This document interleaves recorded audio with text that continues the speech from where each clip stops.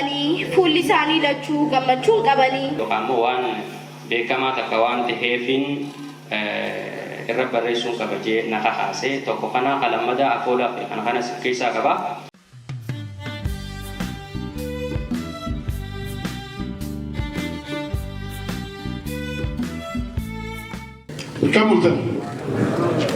Akam bultan. Salam alaikum. Ibarra arkam nami. Me mucaan kitab hane mata sabab. Okay bu.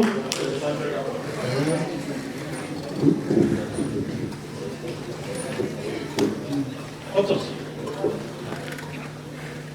وجاء ربي فما ربي هاون ربي بها خبودة ربي هاون خمير كاو ربي هاون خفول درا في الليل كتابه يكتوباس ربي هاون ربي هاون خمير يهورتي إسن الليل خمير يكتوبوت ربي هاون ربي هاون ربي عامل كيس ربي عادك جبيس أكادا بيتين يام نما كتابه ختمه ويتو بسباتاتي نما الرابر رجوم نما قرتين بطولافتو وكاتي جزاء ربي عامله ربي عامل كيس ربي عامل كيس كتاب سالي خبر برام ربي عامله خبر برامي ورد رابر رجل جرتة وام كدور رابر ربي عامل ربي عامل ربي عامل ربي عامل ربي نجيا نقول شيء نجيا نواول تقول نواول جدّون وعالم أي بارات أي بميل كي ربي نواول جدّام كوفا جبنا بيتي روبانا. السلام عليكم. warna nagaya bijabi jiratu rabbi nawamu nagayni bijatenya hajabat dargaggoo bijatenyaatis nagayaan bika rabbiin gahee rabbiin waa geessisu ol nu waafuun dargaggeeyyii keenya ka kitaaba baasillee rabbi haa guddisu warra waliin guddatu rabbi nu haa godhu warra kitaaba isaarraa baratee aadaabillee baratu rabbi nu haa godhu warra aadaabii baratee walumaanuu xiqqaabiitis guddatee guddaabiitis bulfatu rabbi isin haa godhu warra jaalalaa walqee baratu nu haa godhu akka daa'imaa waliin nu haa meeysu akka aannanii waliin nu haa obaasu warra waliin dhugu rabbi nu haa godhu gadaa roobaa qabbiru. Salaamu alaikum. Yoo jecha asii ol waan hafne gammachuuf gammoo waan na dhufe dhiifachuu danda'u ani kitaabni kun amatu kitaaba haaraa warra eebbisu rabbi nu haa godhu. Isin kana sammuu bareedduu ibdura bal'ina ilmaa immoo abbu torbe booda ibdura deemtu rabbi nu haa godhu. Barnoota kanallee kabajaa rabbi nu haa godhu. Warra walii gammadu rabbi nu haa godhu. Hawaasa walii gammadu rabbi nu haa godhu. Dargaggoo akka ifiititti ilaalu rabbi haa godhu. Akkas taanaan wanni kun ni dhaalama jechuu barbaadeeti isin dhufa warra barnoota kan kitaaba kana baasu rabbi isin haa godhu. Bari fiin godhatanii rahmaaniin nama haa godha. If keessan laalaa dargaggootiyya. If keessan laalaa.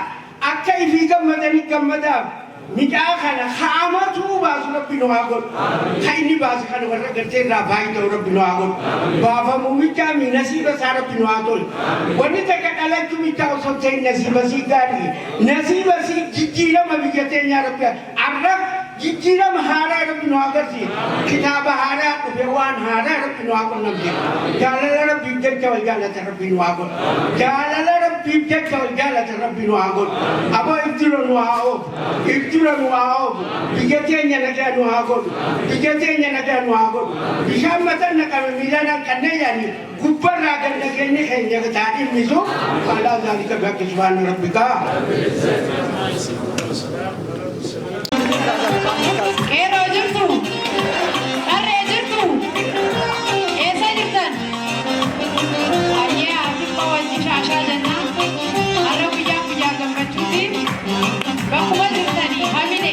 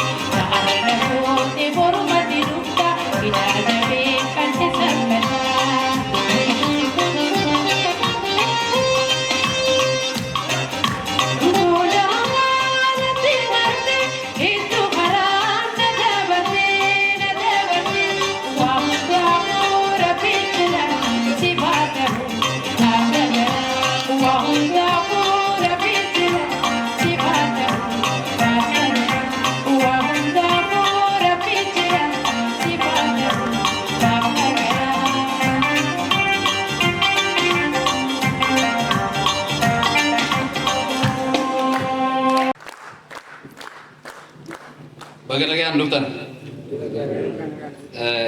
Kabajamoo Dr. Abdii Amin itti gaafatamaa biiroo fayyaa naannoo Hararii. Kabajamoo Mr. Mustafaa Iliyaas itti gaafatamaa waajjira dargaggoo naannoo Hararii. Akkasumas kabajamtoota abbootii gadaa, kabajamtoota abbootii amantii, kabajamtoota abbootii qabeenyaa fi kabajamtoota hirmaattoota sagantaa eebba kitaaba callee jitte hundi keessanuu maqaa kiyyaa fi maqaa eebba kitaaba horee eebba kitaaba callee jitteetiin baga nagaan dhuftan isin jechuun barbaada. Itti aansuudhaan sagantaan eebba kitaaba callee jittee guyyaa torbee lama dura qabamtee guyyaan irraachi dabree jira.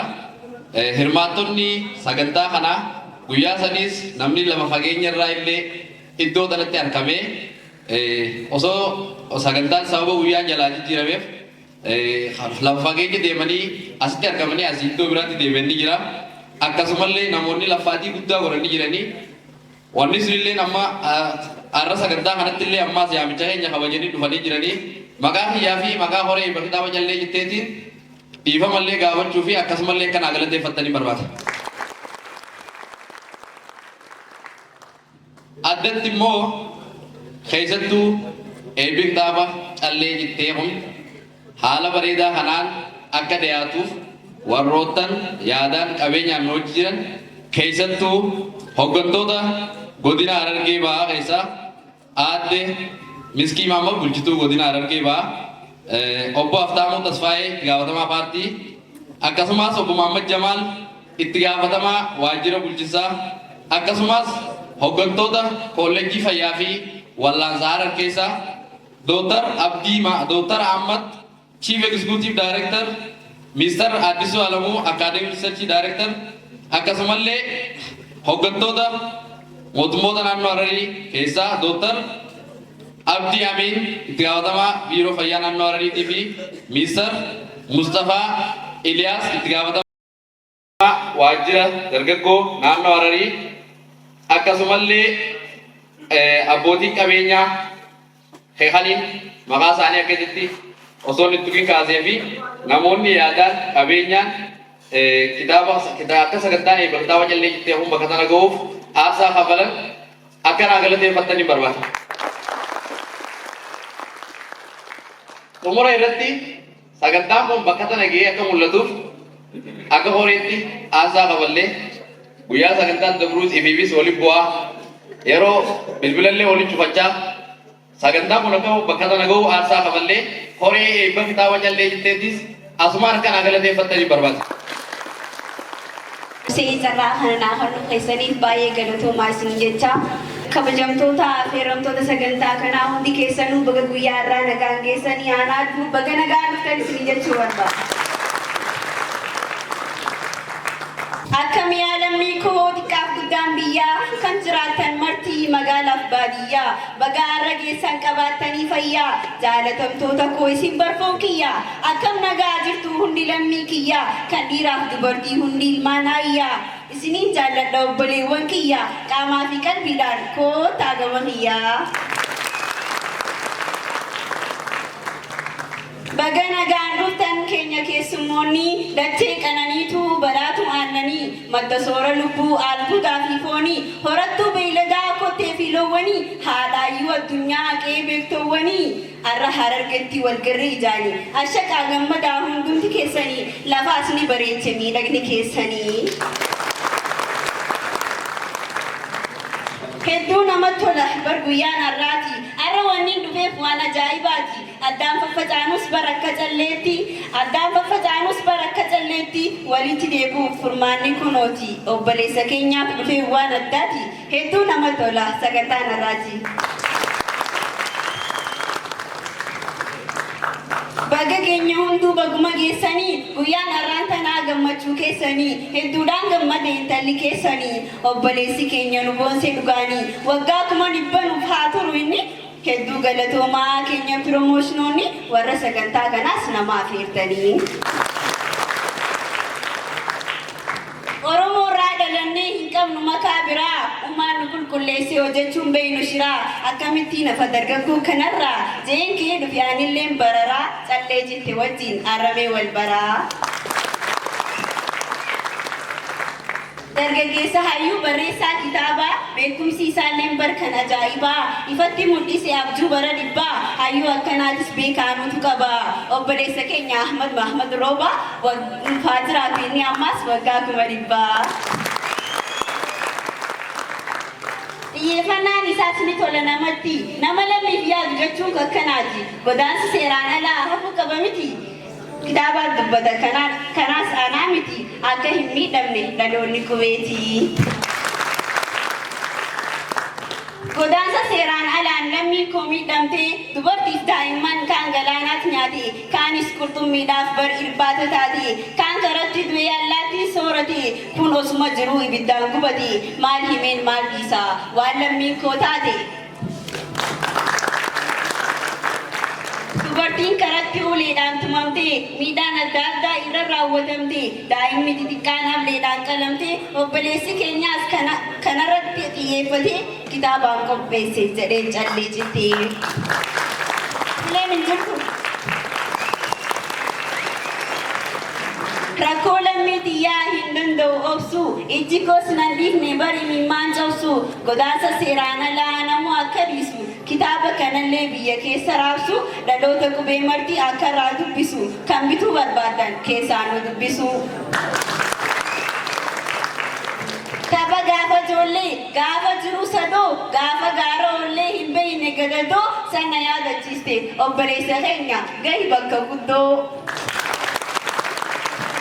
Dargaggoessa qaxalee mucaa biyya faaye dargaggoo qaxalee mucaa biyya faaye kitaaba isaarraa waa hedduun dhagee barruun lafa kaa'e ooyiruu teenyaas caayaa hiriyoota isaa faaye ilmi boruuf ayaa kitaaba kana ammaan caalbaasii irra kaaya geema namoosisaa al tokko harkallee meeqii shanaaf kaaya callee addaan jettee fuudhaa waliin kaaya odaadha godhannee bar oromoon caayaa hamileen hin jirtu anis gadiin ta'a.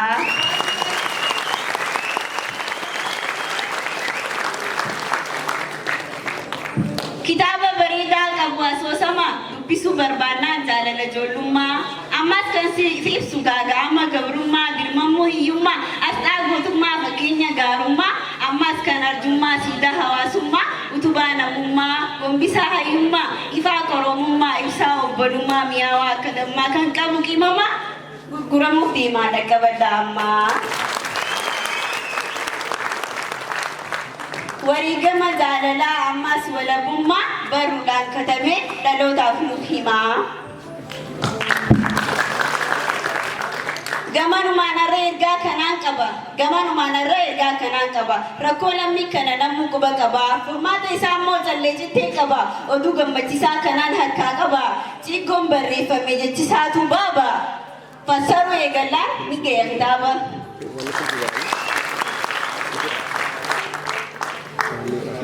Kana dubbisuudhaan nuuf dhufa furmaanni akka hin miidhamne kan dhufus dhaloonni kitaaba of keessaa qaba jaambar kitaabni kuni amma faffacaasaa gayaa wal biraanii seera malee fafa bar biyyaa bahuuni meeqaa biyyaa ba'ee yaasee imimmaanii osoo nu madaa'u kan keenya garaanii. Jabaa keenya haa jabeeffannu, onnee keenya haa ijaarrannu, rakkina duratti beektan hin laafannu, tokkummaan jiraachuu aadaa haa godhannu, lammii koo wal malee beektan firan qabnu, wal mul'isuuf haa birmannu, beekaa keenya haa ijaarrannu. Fuulduratti haa tarkaanfannu, gurra hamaa haa cufannu, wal utubuuf haa jiraannu, har'a kaanee boru haa ifnu, jabaa keenya ofiin haa ijaarrannu, tokkummaa fi obsaan duratti haa ceenu. Sagantaan koo dhummee har'aaf asumatti dogongora kiyyaas dhiifama naaf godhaa arrabbiif jechaan isin jaalladha. Hawaasa keenya beekaa akkam bultan. Hawaasa keenya beekaa akkam bultan. Warra magaalaa malee hawaasa keenya baadiyyaa beekaa harkaan hin katabne hin agarre bakki tuni qalbii na cabsitee fuula duraaf bakka takkatti godha. Duuba mucaan Ahmad Muhammad Roobaa kitaaba bareeda katabe ajaa'iba. kitaabati ko dhaloota isa duraa dhaloota abdi qopheefaa Abubakar Muusaa faa kitaaba fakkaatu katabe numa Abubakar Muusaatti ko fakkaataa mucaan miciyyoon takkallee inni turte ta eenyu ta Abubakar Muusaatti hojii guyyuma tokko duute maqaan siina duraa bade jarasan fakkaatti kitaabni callee citte jaa dhaamsi isaa bareeda callee citte onnummaan juukunuu kitaabni kuni kitaaba hawaasa ija keeysaatiin laale ta'uudha hima rakkoo hawaasaati hima aartiin wallee haa taatu gubaallee diraamaas haa taatu hogbarruu hawaasa tokko ibsuu qabdi jaa kitaabni kuni hawaasa ibsuudhaaf kitaaba carraaqe ta'uudhaan arke yeroo gabaabaa keessatti na bira ga'e akkaan laaletti kana dhaamsi isaa gaa dhaamsa hawaasni dhagayuu fedhu waan hawaasni yeroo ammaatti dhagayuu fedhu afaan hawaasni beekuun akka hawaasaaf galutti mucaan xiqqaan kun lafa kaa'e kitaaba bareedaadha. Kitaabni dhaamsi isaa bareedaadha. Nama lamatti fayyadamuudhaan jechuudha. Nama lama bissi fi eenyu caalaa fi bissitti fayyadamuudhaan jiruuf jireenya hawaasa Oromoodha.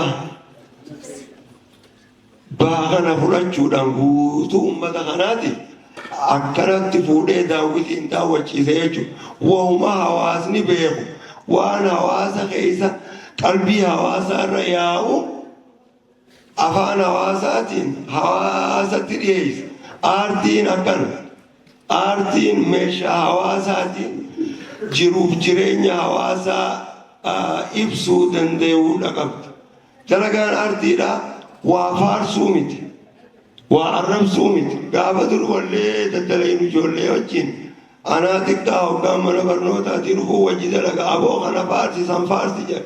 Yaa buleessoo meeshaan hawaasaa nama faarsuun taatu yoo waan gaarii qabaatte gaariin taa'aa waan tana itti qaanfattanii boruun ja'an aadamaa rumfaaniin jeemma gaafachuu dandeessa.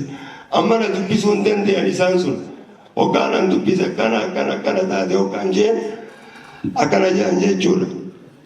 Amma kitaabni kun wanni inni godhe hariiroon hawaasummaa laafuu ni agarsiisa. Fuudhaaf heeruma tuqa tapha ijoollee tuqa maaliin fayyadamee ibsa. Maqmaaqsaa fi beekumsa hawaasaa kana kitaabni kun kitaaba beekumsa hawaasaa kabaje. Beekumsa hawaasaa akka ragaa godhateeti darashaa fi mirriisaa fi geerarsa akkasitti aadaan ummata irraa urgooyti kitaaba bareedaadha. Isaaba malee faarsuun gaarii miti mucaanuu qaqqammaas hin konkolaanne jechuu bara. Isaaba malee yoo faarsaniis hin taatu kitaabni bareedaadha. Namuma faarsu dadhabnee waan kanumaan na aarsa kana faarsisan faarsinan jecha wala maaliif nama faarsu waan gaarii yoo arge hanga tokko dubbanneetiin waan hamtuus yoo arge isiin tuni gaarii miti jechuun qaba ani nama. Akkasitti nama faaruudha nurraa barbaadama. Hawaasa nama faarsu ta'uu hin qabnu. Hawaasni tokko yoo faarsaa oole fashale jechuu bara. Maali nama faarsaa ooluun dhiigaa hin faarsine nuti. Dhiiga hin faarsine bara dhiiga jabaa rafisheessine lafee hin faarsine lafee haqaaf cabte dhiiga haqaaf calan qoyyaa'ee hin faarsine dheengattuma dooktar gammachuun maal jee haasawa. Wanni sun bara seenaa rafisheessuudha. Waan gatii hin qabnetti gatii godhee waan gatii qabu gatii dhoorkuudhaani hawaasa tokko fashalsiisan.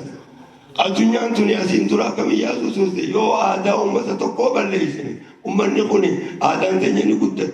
Ummata tokko yoo tooftaadhaan diine dandeenyu qawween diina dadhabnu seenaa aadaa afaan isaa balleessuudhaan ummata kana diinaa bifa lamaan ummata diigan waan akkasii jira. Maqaa mucaan dhaamsa bareedaa hawaasni kun callee citte ta'uudhaan qalbii waloo qabaachuu dhabuudhaan wal gargaaree gandasaa bareedaa keessa jiraachuu dadhabee karaa alaa yaa'aa jira. Yeroo ammaan kana kitaaban biraa hedduun kan katabaman akka waa faxarraa arraan ta'e qaama diinagdee harkaa qabu tokko akka nu jaalatu goone boroo inni diinagdee dhabee hoo kam taasaati. Arokaan dubbatu kanama artiitiin dubbadhaa yoo jibbitanis jibba yoo jaalatanis jaaladha zaati jechu.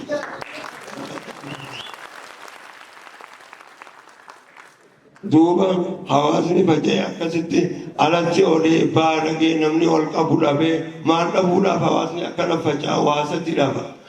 Seenaa, aadaa, afaan hoggaa waan sadeen kana hawaasni tokko haala irra walii galu yoo hin jiraanne hawaasni qalbii waloo hin qabu. Hawaasni qalbii waloo hin qabne sammuu walootis hin qabu. Akeekaa fi fedhii hawwii imaama fuula duraa kan waloo qabaachuu hin dandeessu. Saayinsiin akkasi kaaya walleen Oromooleen akkasi keeysi osoollee uleen cabee kan abbaa gataan cabuu beekaa irra kunne malee seenaan hiyyeessan qabu. Oromoon seenaan qofee hufne ulii Oromoo isiin hin jennu jechuu hiikkaansaa. Akkamitti har'a Oromoo hin jenneenu ajaa'iba kun Finfinneetti Oromoo hin jenne kun kijiba Finfinneeniisi Ameerikatti Somaaleetti Oromoo hin jechuu hin dandeessu morma sirraa mura seenaa qabu. Amma akka hawaasaatti kitaabni kun rakkoo qabnu wal dhabbii qabnu akka hawaasaatti sadarkaa maatiitti sadarkaa gosaatti biyyaatti akkuma Itoophiyaatti rakkoo qabnu rakkoo qabaachuun aadaadha. Rakkoo qabnu sana immoo haala gaarii mariin furachuu dadhabuun nuti gadaa qabna jenna. Hawaasni gadaa qabu mee gadaan eessa nurraa mul'ata?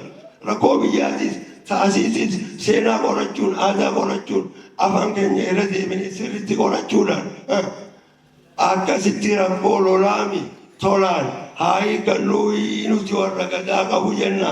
Har'a gadaan nu keessaa bu'ee waan juulatti fakkaata biyyumaafuu rakkuma biyyaatu mariidhaan karaa saayinsiitiin beekumsaan akka hiikannu orola keessatti biyyumaafuu mootummaafuu waan dhaamsa dabarsinatti fakkaata. Kitaaba akkanattiin hubadha kitaaba bareeda kattabe gaaf tokkotti qopheen gaafaatti qopheen jiru wallee Oromoo taana isa keessan malee hin dabartu fuudhanii waan hin akkasabetti keessan sa'aattuu xiyya kayya. Aboo kuni ani kuno ilmi kiyya kana nagalleef deemaa maxxansaa kana dhageessisee dhageemasa ture jeen jechuudha. Kunis mucaan kanuma akkas jedhanii waan bareedu dalage akka akkas kitaabni bareedaadha. Kitaaba ni katabama. Warri kitaaba dhaamsa rakkoo uummataa akka kitaaba kanaatti rakkoo uummataa hin tuttuqine. Mucaan kun rakkoo tuttuqu qofa osoo hin taane yaada furmaataatti hojii lafa kaa'e. Akkuma reefu dubbaddeetti rakkoo walii obsuudhaaf waa gadii waliirra dabruudhaaf. Bifa kanaan akkasii yoo deemne rakkoo teenya hiikannee nagayaan ni jiraannaa. Waan jiru qaba rakkoo hawaasaatti ibsee afaan uummanni beeku yaada furmaataatti hojii lafa kaa'e kitaaba bareedaa akkasittiin hubannee kitaabni dhaamsa bal'aa abbaan kasabee hin beekne dabarsuu fedha hoggaa garii waan asin ciinci fayyetti wanti kana waan ta'eef hangam takkaan hubadhee beeku. Bifa saniin carraa kanatti fayyadamee waa'ee aartii Oromoo irraa hin xiqqasho dubbachuu fedha. Aartiin irra guddaa meeshaa hawaasaan hubatan meeshaa jabduu beekumsa uummataa irraa tolfamtu. Har'a aartii keenya santu irra deebi'anii balleessu jiran. Eenyu balleessa? Numaatu balleessu jira. Waan kana hawaasni laaftutti laaluu hin qabu. Wanti waan bal'oodha. Irraa dhukkubsadheetiin ciibsoo kanatti waan kana haasa'u jira. Abbaan aartii kana ammas hawaasaaf ranqalloo kana ajaa'iba walhora warra keeysanii teessumti guddoon shaggade hoggaan jiru dubbii fi akkana jee malee bara walakkaan Oromoodha haa dargee tana waan ajaa'ibaa akkasi walleen natti hima.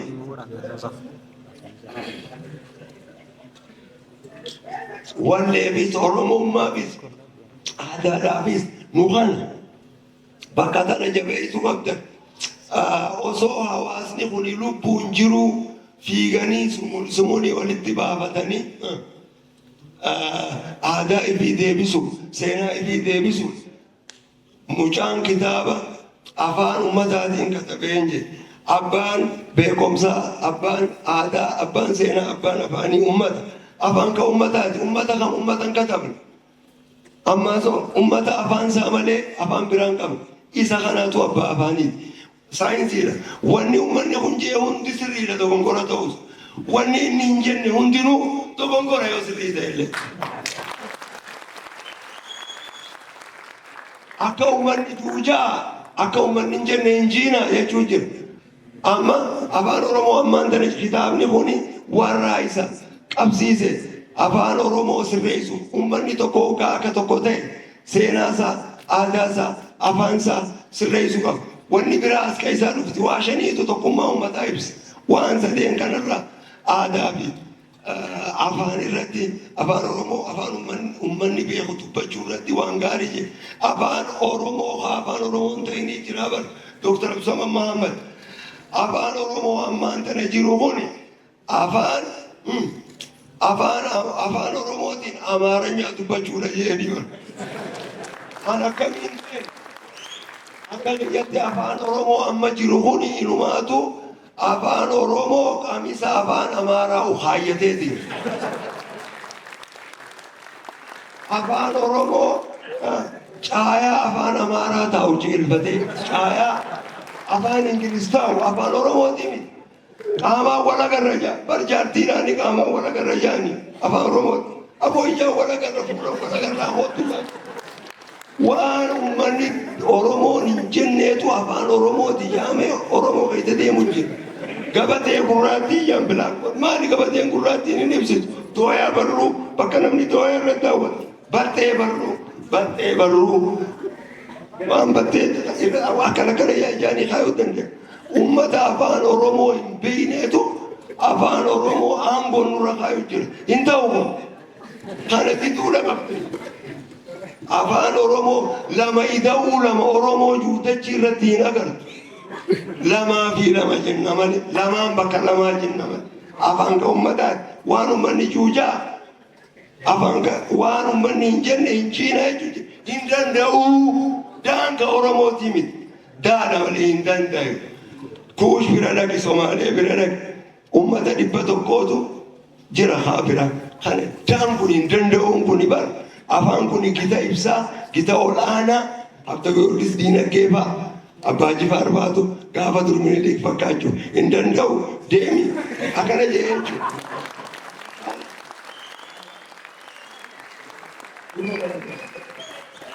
Kanagaa haala kanaan afaan Oromoo akkasitti diigamu jira. Walleen Oromoo akkasitti diigamu jira. Dhaalamma shoobdoo hogga akkasitti uleedhaan akkasitti dhawanii waan takka dalagan hogga sirba kan akkasitti lash jaan. Walleen Oromoo isaa barra balloodha. Uummata guddaa xiqqaate ta'uudha walleen tun himti. Uummata kalee tokkummaa qabu. Arrammoo faca'ee callee jiddatee jiru. Mucaa rabbi waliin see adeemu. Callee jiddatee jiru. Aadaa ta'esan jabeeffadhaa. Waan kana jabeessuu irratti dalaguu qabdan abbootiin gadaasisaa jirtan hawaasa raksha ta'uun qabu. Tokkummaa barbaadna jedhan hin jiru tokkummaan waa sadii yoo jabeessan malee. Seenaa, aadaa, afaan irra walii gala yoo hin qabaanne ummanni sammuu waloo hin qabu. Ummanni sammuu waloo hin qabne akeeka waloo imaama kimmaa dheeraa waloo qabaachuu hin danda'u. Asumaan Oromoon jaaramuun hawaasni tokko jaarmayaas qabaachuu hin danda'u. Waan sadeen kana qabaachuu yoo baate namni as booda maqaa Oromootiin qabamee hidhamu umrii xiyya guutuu nama hidhaa ajjeesaa turan. Namni maqaa kanaan namni keessa yoo qabame hin deebisinaa jaarmayaa hin qabnu seenaa isaati hin qabnu kanaan na qabuu hin dandeessu ja'aan akkasitti falmadhaa seera beekaa waan dubbattan beekaa saayinsii dubbadhaa mucucaattanii nama hedduutu waa hedduu jira waa keessan seeninaa dhiidhelloot waan dubbattan waan dhiiftan beekaa yoo waan dubbattan waan jettan beeytan abbaa fiitan sodaattan akkasitti tiktook irratti hordofaa maalummaa aartii baruudhaaf ifa manaa godha faadhaa. Ilma ayyoo koo gudeeda abbaa kiyyaa guddisaa koo irkoo koo suma abdiin kiyyaa eegala biraa deemtee godaantee fagootti jiruuf jireenya kee hin dhagaa akkamitti yaa bona dhageeyaa naa himaamee fala obboleeyyan lamaan qabaa seenaa fi hayyuudha naamusaan guddatan laffaatii guddoodhaan barumsaas baratan jiru addunyaadha ilma abbaan odaadhaa aadaa fi duudhaadhaan kabajaan nagaran leellisan firii isaanii mul'isan barumsa isaanii seenan harmaa irraa hayyuunis finfinnee qabxii bareedaadhaan eebbifamanii bahan hamileen qabdanii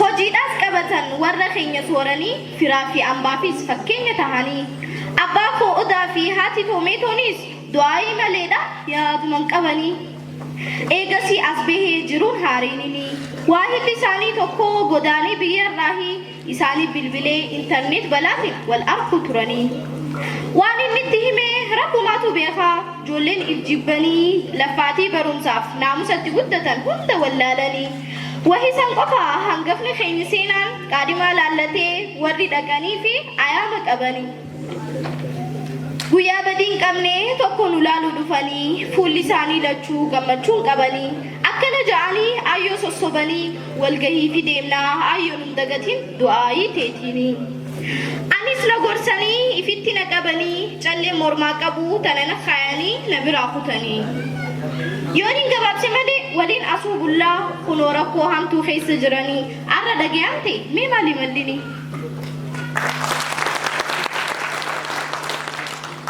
kunoo achi qaaran barahaa yamanii gaara keessa jiranii namni akka kootii obboleessa dhabdanii keessaa fudhama waliin waan ani ja'u narraa hubattanii isaan keessaa tokko achumatti du'ee beelaa fi dheebuudhaas obsu yoo dadhabee seenaa keenya du'aasaa namuu nuuf hin himne intarneet balaarraa irraa hin dhageenye feesbuuk seenanii suuraarra maxxante mucaa obboleessa koo fakkaatu kan biyyeen afaan keessa jirtu kan awwaalcha dhabee qaamni isaa iitawee seenaa keenya ta'u eegasiin hubadhe kunoo anis arra baradhee bakka guddaa gahee warra keenya sooree obboleeyyan korraa waan hedduun baradhee hubadhii barsiisuuf mudhii too hidhadhee hubadhee barsiisuuf mudhii too hidhadhee hojii too gaafannaan haadha seeraatiin tahee warra godaansa seeraan alaa dallaalee naggadee soorama godhatee ittiinis tujjaaru warra obboleeyyan koo foon isaanii nyaatee dhiiga isaaniin dhiqatu leelisee mul'achuuf karoora karoorfatu isaaniin qaqqabee kan seeran dhiheessu waan tokkoon na hafee waan na gargaarsanii obboleessa koo hayyuu na wajjin barbaaddanii warri miidiyaadhaa galatanaaf oola obboleessa koo yaafachuun barbaade isinirraa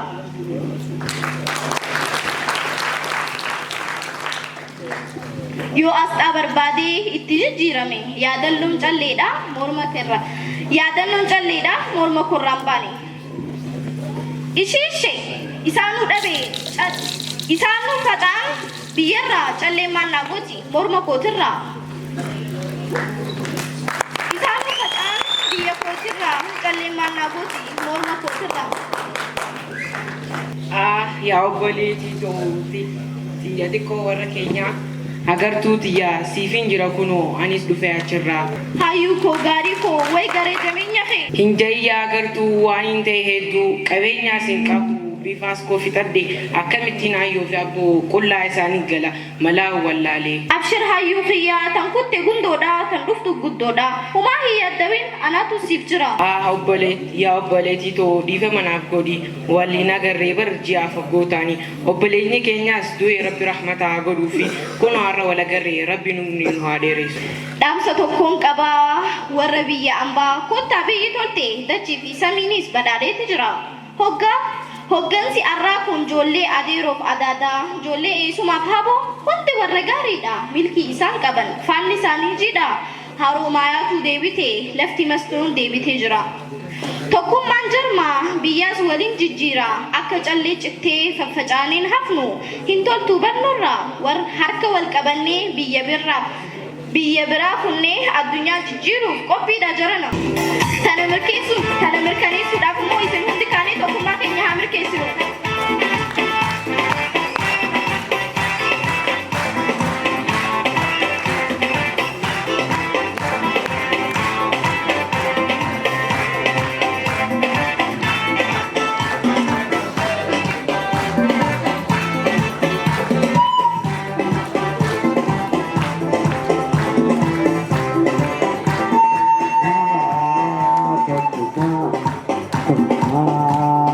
Thank you.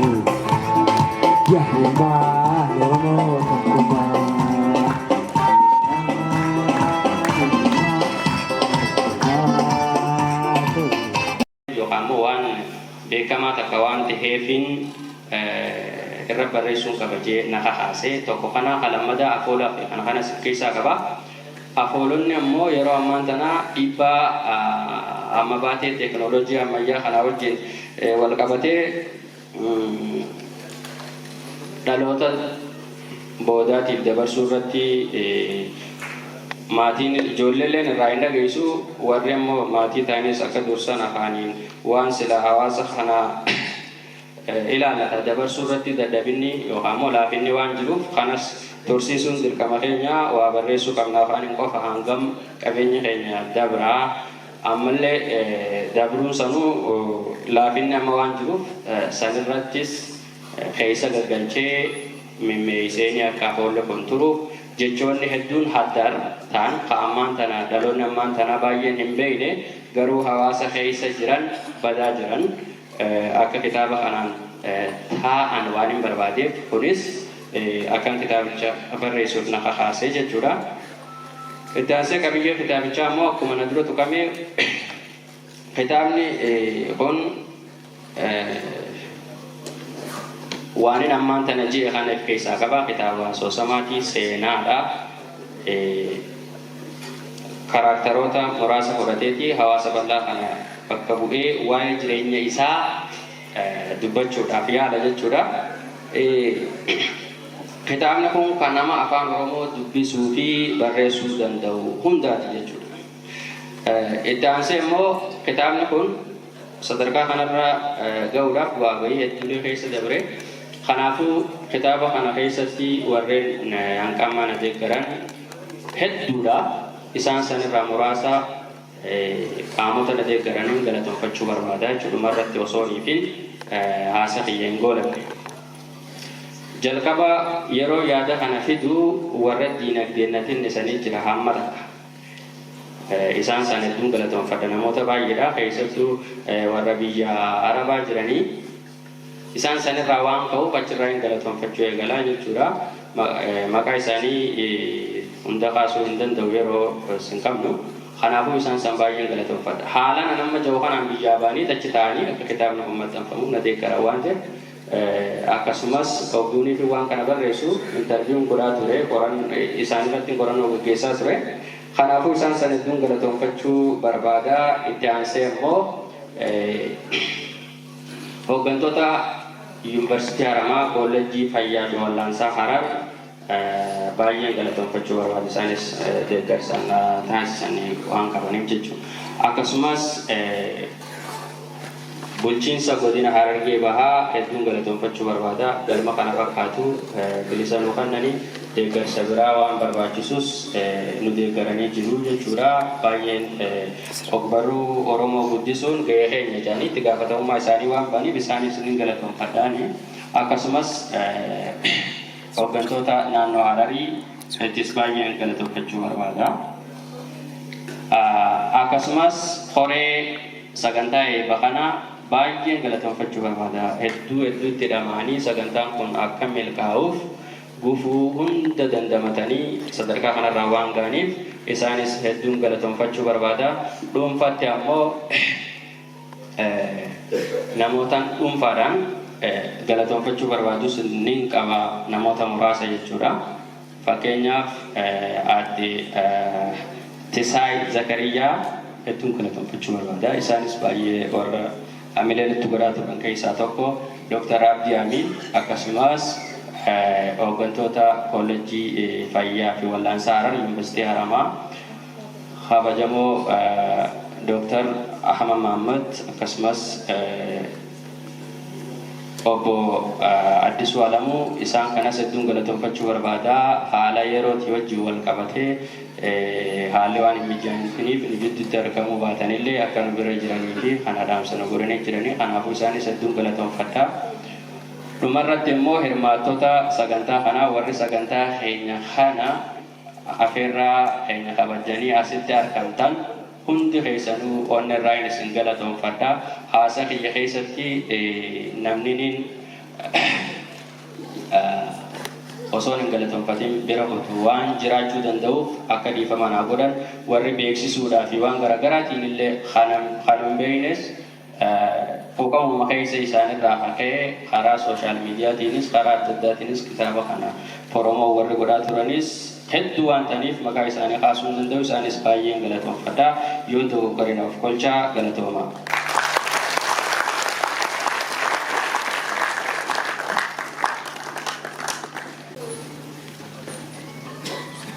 Namuu bakka qabatee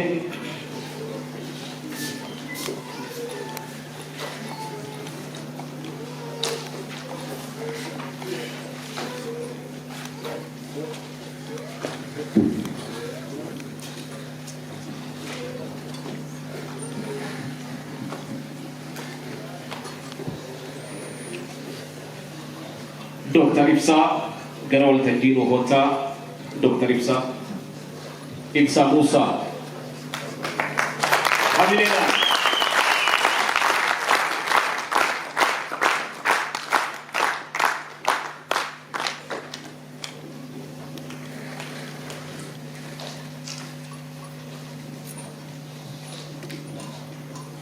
ni mul'ata kitaabni ni mul'ata lakkoinuu hin dhagayamu maali dadhabdani meeshaan godhaa kutan guyyaa guddaa seenaa ogbarruu Oromoo keessatti kitaabni haaraan dhalate itti makamuudhaaf deemu dargaggeessa ogeessa fayyaa Ahmad Muhammad Roobaa kitaaba isaa jalqabaa callee citte asoosama dheeraa barreessee isin duratti eebbisuudhaaf keessummootaa fi abbootii gadaa wajjin argamaa hawwan ililchaa mee dargaggoonni fooriyaan lakkoina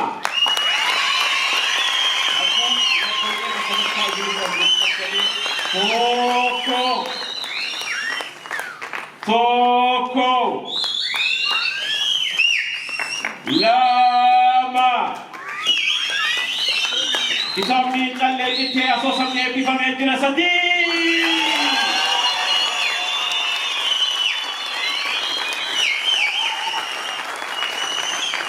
barreessaa dargaggeessa Ahmad Muhammad Roobaatiin kitaabni barreeffame asoosamni dheeraan callee citte jiru akka amma dura irraa dubbatamaa turetti kunnoo zaanee baagee jira baga gammaddan baga gammanne hamileedhaan keessumoota kanaa gara Dhagahii dhaggeeffadhu gurii gurraa fudhadhu gaaleettii gamaa saddeetaa gamanaan gabbisi seenaa baruu barbaannaa yaaboo manguddoo dhaqii dubbisi takkasii fi mirri isaa yoo beekte naa deebisi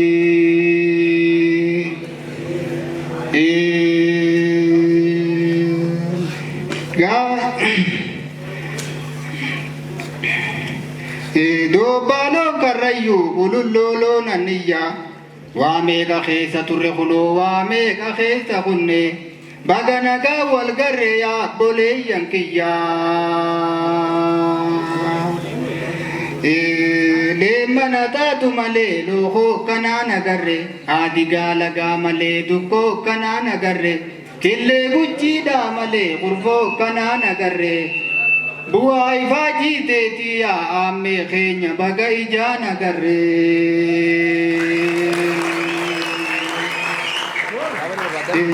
Sa'abbaan dikaachaan darbate kuunu urmidha kaachaan darbata aadaa fi abbaa jabeeffata seenaa fi abbaa qajeelfata gurra gurra kaa'uu miti yaaqu gurra qalbi kaa'uu waa namarraa fudhata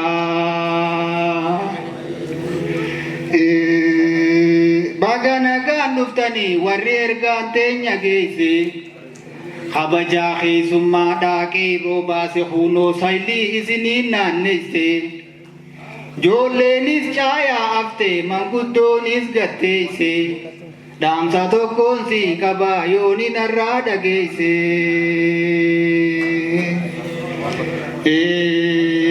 gaafa gaashee fi gaashiree sayyoo seenaa dhageesse Oromoo fi Oromiyaan kunoo qabsoo meeqaan as geesse alagaan seera nuu qopheesse seera bulmaata keenyaa caccabsee burkuteesse Khaankaamaa hir'isee fafeeyse hayyuu biyyarraa baasee fageeyse.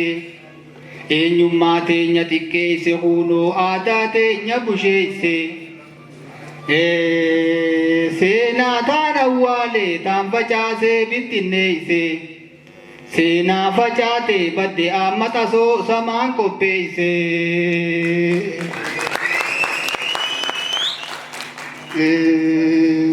Goblaa qabaattu malee shimbirroon hin barartu. Yoo hayyuu qabaatan malee dubbanneef dubbiin waan tartu. Yoo teeknooloojiidhaan taate malee carraaqqiin waan tartu.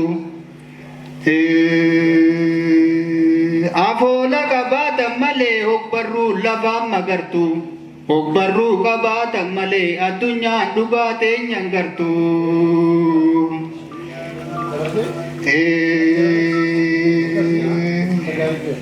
Gaalli daree rakkufe fardi raaree gulufe. Ijoollee maaliif hin barsiifne yaa Abdurrahmaan Yuusufe. Karaa barnootaa si cufe karaa heerumaa yaa baatee maalumaa si bane.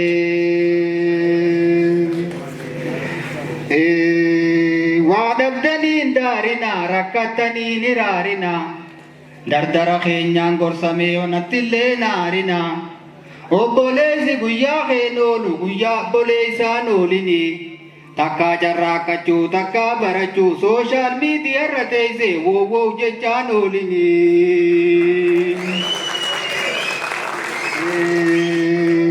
Reettiin golbeessa dhalte kunuu gachiisuudhaaf rakkatte. Dhaddeen ilmoo dhalte yaabuu arraabuudhaaf rakkatte.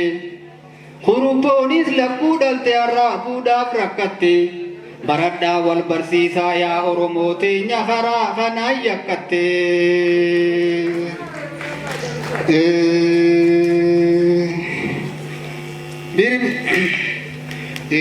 Bunduudhaan baaseenaadhaa faradoodhaan beekanii.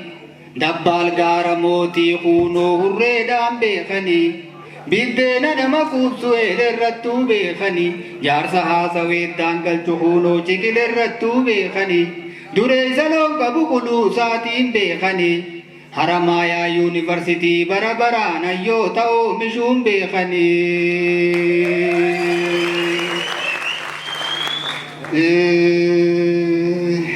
Gaarri guree gubatee daree moo galaafate. Manni boosoo gubate yaaboo balbalaa galaafate. Mataan boosoo gubate injiraan galaafate. Gaaf tokko kuunoo boosoo fi qaamoo fuullee walii gubate. Waan kaamoon gootu garti boosoo garaan gubate. Arjaa fi kuunoo dognaa fuullee walii gubate. Waan arjaan kennu harka yaaboo dogna garaan gubate. Mee maaluma dhabe namni afaan fiitiin barate afaan fiitiin deebi'ee barreeffate.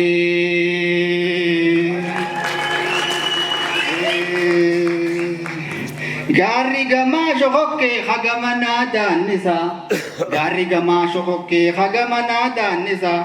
Biyyi ofii hafana yaaboo biyyi fi gaaddisa. Darga abbaan silaa waan qabu ilmoo dhaalchisa. Dargaggoon keenya biyyaa bahe kunoo gaalaaf re'ee arabaan nyaachisa. Takaleeraa godaannisa ta'arraa qabsoon nu barbaachisa. Tahutte silaafuu kutte yaabuu kunoo anta boruutiin na yaachisa.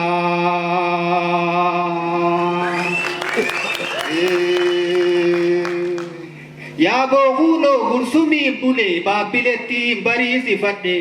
Gaara mul'ataatiin bule kunoo irreessattiin bariisifadhe. Dirree dhawaatiin bule kunoo dhangaggottiin bariisifadhe. Carcariin bule yaabboleessa kiyya kunoo calaqqottiin bariisifadhe. Ejersa goorootiin bule kunoo kombolchattiin bariisifadhe. Isin jidduudhaan jira.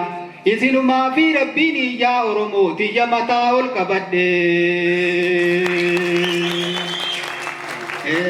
Afaan dubbatti shimbirroon biyya biyya.